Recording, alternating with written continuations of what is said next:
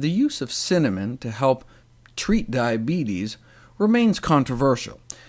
We know that cinnamon is so good at controlling one's blood sugar that you can cheat on a diabetes test by consuming 2 teaspoons of cinnamon the night before your glucose tolerance test. Basically, they make you drink some sugar water and see how well your body can keep your blood sugar levels under control. And if you eat those 2 teaspoons right when the test starts, or 12 hours before, you can significantly blunt the spike. A half teaspoon of cinnamon does not seem to be enough, but about a teaspoon a day does appear to make a significant difference. A review of the best studies done to date found that the intake of cinnamon by type 2 diabetics or prediabetics does lower their blood glucose significantly. So what's the controversy? Well, as I described before, cassia cinnamon, also known as Chinese cinnamon, or probably what you're getting at the store if it just says cinnamon, contains a compound called coumarin, which may be toxic to the liver in high enough doses. Originally, the concern was mainly for kids during Christmas time, where they might get an above-average exposure, but more recently some researchers suggested that kids just sprinkling some cassia cinnamon on their oatmeal a few times a week might exceed the recommended safety limit. The bold values here are above the recommended upper limit.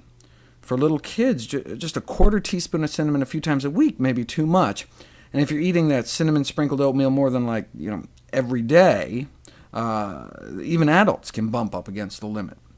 So a teaspoon a day of cassia cinnamon might be too much for anyone.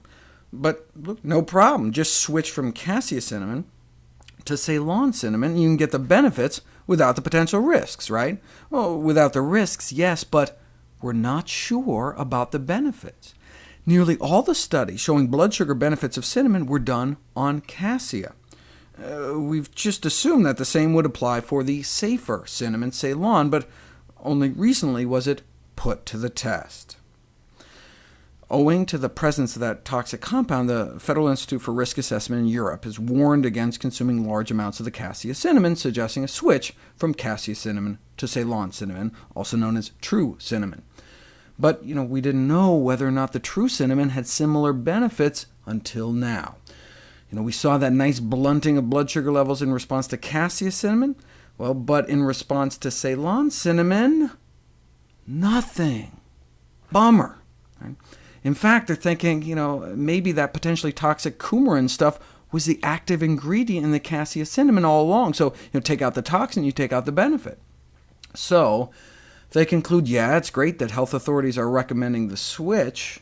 However, the positive effects seen with cassia could then be lost. So, should we give up on going out of our way to add cinnamon to our diet? No, I think it's still a good idea to shoot for about a teaspoon of cinnamon of Ceylon cinnamon a day, since there's a bunch of other benefits linked to cinnamon besides just blood sugar control, not the least of which is its potent antioxidant content. In fact, one of the cheapest food sources of antioxidants, beating out cloves and coming in just under purple cabbage. But cinnamon can no longer be considered a safe and effective treatment for diabetes. Either you're using cassia cinnamon and it's effective but may not be safe, or using Ceylon cinnamon, which is safe but does not appear effective. But look, even the cassia cinnamon only brought down blood sugars modestly. In other words, only as good as the leading diabetes drug in the world, metformin, sold as glucophage. Yeah, it may work as good as the leading drug, but that's not saying much. The best way to treat diabetes is to attempt to cure it completely, reversing diabetes with a healthy diet.